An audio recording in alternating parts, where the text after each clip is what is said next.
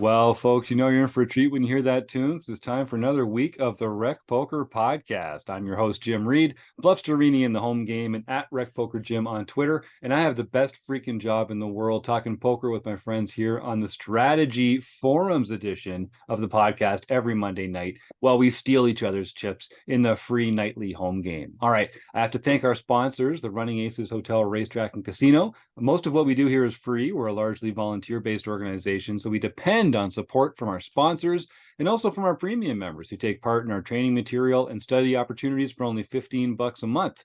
And I'll just ask you if do you like talking poker with friends? Because for less than 50 cents a day, come connect over Zoom with other fun, encouraging poker players, all trying to get better.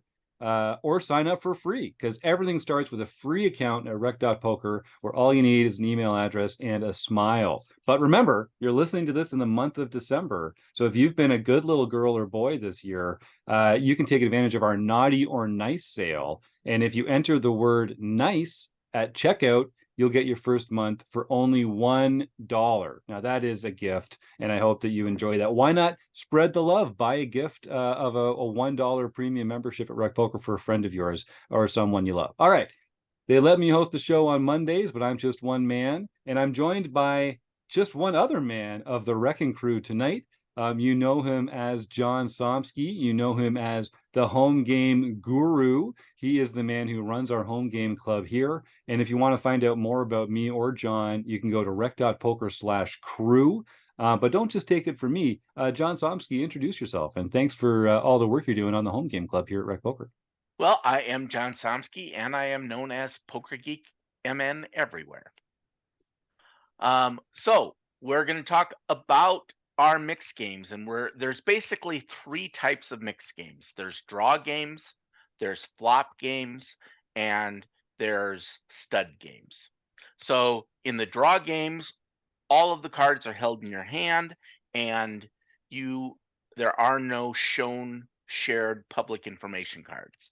In flop games, you have a shared board that everyone uses. That's like No Limit Hold'em or Omaha.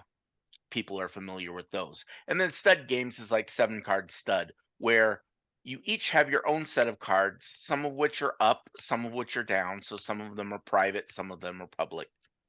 But we're starting the season off with No Limit 5-card draw. 5-card draw is when I was growing up in the 70s, this is the game. When you said poker, that's the game everyone thought of. Almost nobody knew what No Limit Hold'em was at that point in time. If you watch television shows like MASH or The Odd Couple, wherever they were playing poker, that's the game they were playing, was 5-card draw. So in this particular game, it is played without an ante. It is a blind game, so you typically have a small blind and a big blind. And then it is played no limit, and there is a single draw. So everyone will be dealt 5 cards, and then action will start after the big blind. And they have the option of calling that big blind bet, raising, or folding. And it goes all the way around. And of course, everyone, just like No Limit Hold'em, you can call any raises or bets, whatever the bets are, or you can raise again, same type of stuff. Once everyone has acted, and whoever has cards remaining and is still in the pot, they have the option to discard as many of those cards as they want. And if you want, you can do all 5 cards. About the only time that would be a good idea would be if you were in the big blind and it got called around you, so you had to put nothing else in, and you had no cards that worked together or were good to begin with at all anyway, so you may as well get a brand new hand. Typically, you want to have at least a pair or a very good draw if you're going to be staying in these hands. So, 4 to a straight, 4 to a flush, those types of things. 4 to a straight flush should be awesome too. Um, And then after everyone draws, and drawing goes from the dealer, so the small blind, if they're still in, would be the first one to declare how many cards they want, and it goes around the table. And that's interesting information because based upon how many cards someone else is taking, you can change what you want to do. For example, if someone stands pat, meaning they have a 5-card hand, you might decide that you have a decent pair, but you also have 4 to a flush. You might decide, well, maybe I better stay with the flush because it'll be an ace high flush versus just the pair of aces. I have to hit a full house in order to beat a made hand. And I guess that's about all it is. I mean, then you'll have, after the betting hand, there's one more betting round after the draws. So, and it's again a no limit betting hand. So it's basically the river at that point in holdem terms. And then whoever has the best hand at showdown wins. So, John, in case our listeners don't know, every month we are featuring a different mixed game on the second Wednesday of the month in our home game slot, our free Play Money home game club. And every month, players will have a chance to compete for a Player of the Year race based on how well they do in these mixed game tournaments on the second Wednesday of each month.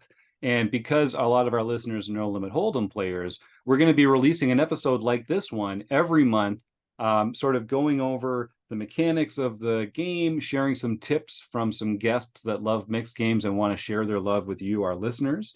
And we're going to do this with time for you to practice in our home game club before that Player of the Year tournament happens. So the practice games that we have are on the third, fourth, and fifth Wednesdays of every month. And if I've done the math right, that means that the first practice game of No Limit 5-card draw is tomorrow, because this episode comes out on Tuesday, December 19th.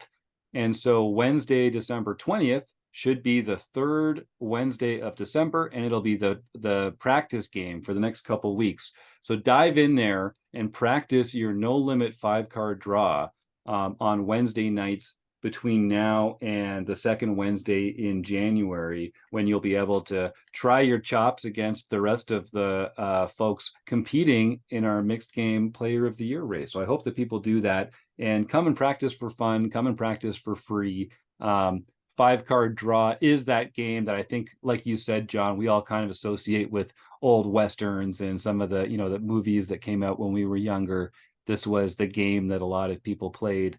And like a lot of draw games, John, I'm guessing the position is really important. You kind of mentioned this earlier, because if you're last to act, whether players drew cards or how many cards they drew can really affect your decision whether you're going to draw or stand pat yourself. Because like if you're heads up and the other player draws 3 cards, you might be ahead already without even having to draw some other cards, because the draw introduces a level of variance and randomness into what cards they have there. Do you still enjoy this game? Do you play this game when you get a chance to? You enjoy so many mixed games. I'm sure it's hard to play them all. But what's your connection to this game? Yeah, I mean, this is the game I started playing the most. And played it both high and low. We actually played at spread limit when I was playing it, but everything's a little bit different, but there's not a game. I mean, it's like your children, right? You love them all. And I like poker. There is not a poker game I don't like playing. There are poker games that I am better or worse at. And it's interesting because with absolute skill, if you had a something that said, okay, a pure novice who's never played versus someone who plays perfectly, in absolute skill, I'm probably best at No Limit Hold'em, and that's probably everyone is best at No Limit Hold'em.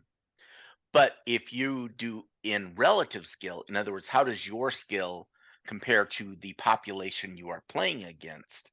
I'm sure I have a bigger edge in some of the mixed games, depending upon the population again. Sure. Right? People who sign up for a horse tournament tend to be better at mixed games than just your random people in a casino. So if you could get random people in a casino playing, it'd be better. That's a And good point. we should pretend everything that the podcast started off with everything Jim said. So again, we're going to be going through every month the game that we are playing for that month. This month or in January, so you start here in February. In January, on January 10th, that's when we're going to be playing the No Limit 5-card draw. So you'll have December 20th and 27th are your two times to practice at it. In other words, you're playing it for the nightly thing. You will be able to earn a bronze pin if you haven't earned a bronze pin for your daily series for the year. But the second Wednesday of the month is the points race. That's where you really want to go, and please try to beat Taylor Moss. So that's the main thing that I have to say there. Well said, John. Well, all right, I'm excited. We've got some great guests lined up who are about to share some of their own thoughts on No Limit 5-card draw and some tips and tricks for how you can get the most out of your play. I guess, John, story, one thing I should specify, No Limit 5-card draw is the game we're playing. Is it a single draw or is it a multiple draw It is for a this single variation? draw. So you get one draw of up to 5 cards. Right, and there are 2 betting rounds, one before the draw, one after the draw. All right. Well, thank you so much, John Somsky. Without further ado, let's see what some of our fantastic guests have to say about playing No Limit 5-card draw. Chad McVean, give me some tips on how to play No Limit 5-card draw. Well, you definitely don't want to be drawing 5 cards, especially when it's no limit, because you're going to be calling some big bets. You want to make sure you start with something solid, drawing 2 at most. But the more people that are in the hand, the fewer cards you want to have to draw, and then you can hopefully keep going in the hand. But the no limit bet part of it definitely makes it a challenge. It's not a limit game where you can have a few chances to draw. You have to improve 1 card and then go from there. All right, Chris Fox Wallace, give me a tip on how to play No Limit 5-card draw. First tip is don't play it. It's just not a very good game. But but if you're going to play it, and sometimes you're stuck playing it in some of the dealer's choice events, I do see it, being called. The key is to remember the important parts of pot size. So you're playing a game where there's a lot of bluffing. It's a lot like No Limit single draw, and you can't expose your hand as a hand that people can steal from. So you draw 3 and then bet. Good luck. I'm going to raise you every time. And if you made trips, good for you. But you probably didn't. So don't draw 3 to your pair of kings and then bet unless you can call a raise if you're playing good players. And that means making a good size raise pre-flop with your kings. Otherwise, what are you going to do when you still have kings and you check, because you have to check if you didn't improve to a monster, and may have to check all the time. And then somebody makes a huge bet into you, or how much can you call off in that spot? So it's really about make sure those raises pre-flop are big enough. Make sure that you're not putting yourself in a position where you can be exploited, because when you're out of position in a no limit draw game, you can really be in trouble. And so you sort of have to be passive after the draw. Okay, Mike Patrick, give me some advice on how to play No Limit 5-card draw. Well, first off, I'd say try to find a better mixed game to play, because nobody plays this anymore. But if you are in a game where there is 5-card draw, then I got a little something for you. First of all, I'm going to start with this because this is just a good strategy in any mixed game, any poker game, anything, period. And I am a staunch believer in this, even though some will claim that it is pimping. No limping. No limping. No limping. Especially in a lot of mixed games. There are a couple examples that we'll get to eventually But yeah, definitely do not limp, especially in 5-card draw, no limit. It's just bad news, just expresses weakness instantly in your hand. So you just don't want to be doing that in that game in particular, or any for that matter. Once we get past that, if you are in a spot where you have a pair and you're going to play it after you've raised, generally you want to have higher pairs in earlier position. You can get away with a little bit lesser pair in later position. But once you've raised that hand and you are going to the draw, if you are going to try to make a hand, you want to be trying to make sets, not 2 pairs, or maybe a set and maybe 2 pairs of backup. So bottom line is you want to be drawing 3. You want to be keeping your pair and you want to be drawing 3, not 2. So if you have like a pair of jacks with an ace or a king or a queen or something like that, you still generally probably want to be mucking those and keeping the jacks and trying to make a set, because a set's going to be way more powerful than making 2 pair. So that's just one simple thing, that if you got a pair, try to make a set. Don't try to get cute and, have a backup plan for making 2 pair. And if you don't make that set, because it's just not as likely, and it's not generally going to happen for you. And it's just better to have that strong set. All right, Norman, Chad, excited to have you here. Give us some tips on how to play no limit 5-card draw. My best tip on no limit 5-card draw is don't play it. It is as difficult of a mixed game as there is, other than deuce to 7 low ball draw, no limit draw. Wild Bill Hickok lost his life playing 5-card draw. Just avoid it. Just avoid it. All right, Rob Washam, give me some tips on how to play no limit 5-card draw. First tip I would give is go read Poker Theory, or The Theory of Poker by David Sklansky, because he, when you think about poker strategy, that book is kind of based on the 5-card draw game. I mean, if you read through it, I mean, there's a lot of similarities in all the poker games as far as bluffing and understanding odds and things like that. But The Theory of Poker really goes into some 5-card draw, which is interesting because it's probably the first game most of us learned as kids was 5-card draw poker. At least I did, and of course I'm a little older than most of us. But back in the day, nobody ever heard of holdem. So 5-card draw and 7-card stud were the games that everybody knew and learned. Always take note of how many cards your opponent draws to. Now, when you're playing, 5-card draw, you obviously, there's a round of betting, and then you discard and you pull cards. Now, some people will do things to confuse you, to make you assume that they have a hand different than the one they have.